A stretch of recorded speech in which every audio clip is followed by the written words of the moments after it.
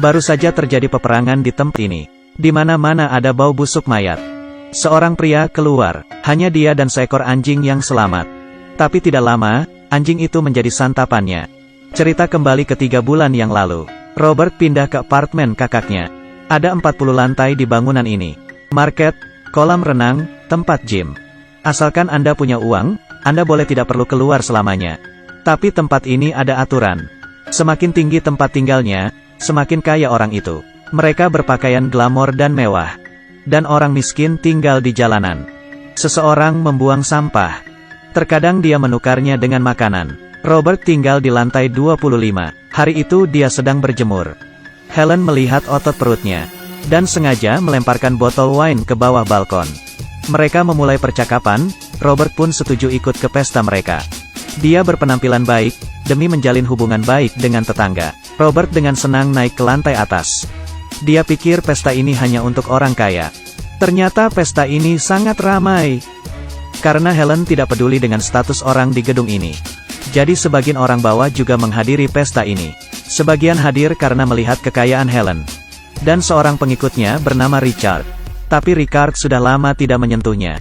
Melihat Robert yang ganteng, Helen memanggilnya ke balkon. Hari kedua seseorang menemui Robert. Ternyata arsitektur gedung tahu kalau Robert adalah seorang dokter. Lalu mengundangnya. Dia tegang dan merapikan baju. Robert mendorong pintunya.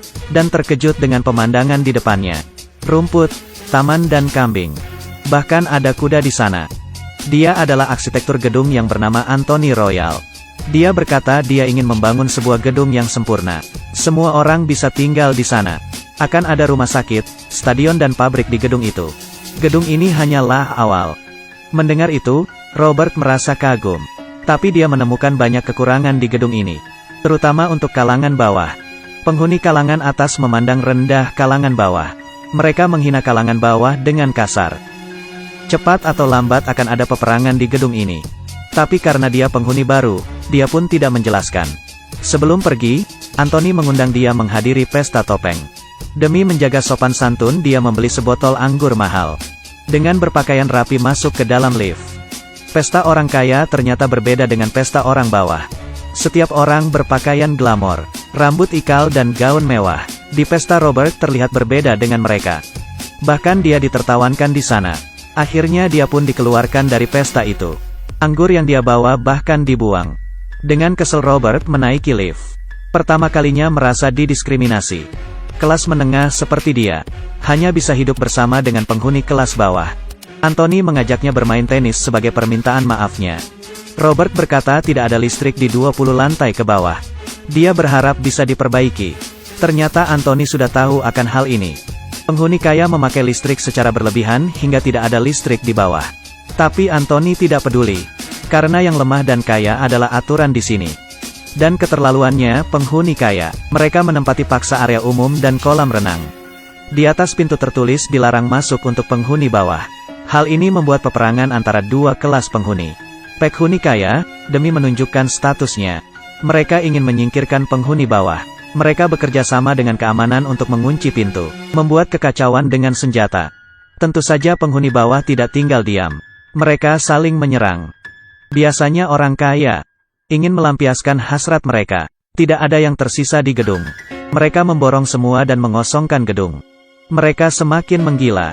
Dan demi makanan, penghuni bawah menukarkan istrinya. Robert yang termasuk kelas menengah, tidak ingin ikut campur. Dia membeli cat dan berdiam di dalam rumah. Anthony sedang tenggelam dalam desainnya, tidak peduli dengan keadaan di luar. Setelah beberapa hari berperang, saat Anthony keluar dari rumahnya, dia tercengang melihat keadaan di luar. Tapi sesuatu terjadi. Seseorang keluar dari sumur dan menembak Anthony. Tidak ada kehidupan di gedung ini. Perang mengakhiri semuanya. Hanya ada beberapa wanita yang selamat. Mendengar tidak ada keributan lagi, Robert keluar dari rumahnya. Sekarang hanya dia seorang pria di gedung itu. Akhirnya dia pun hidup bersama wanita itu.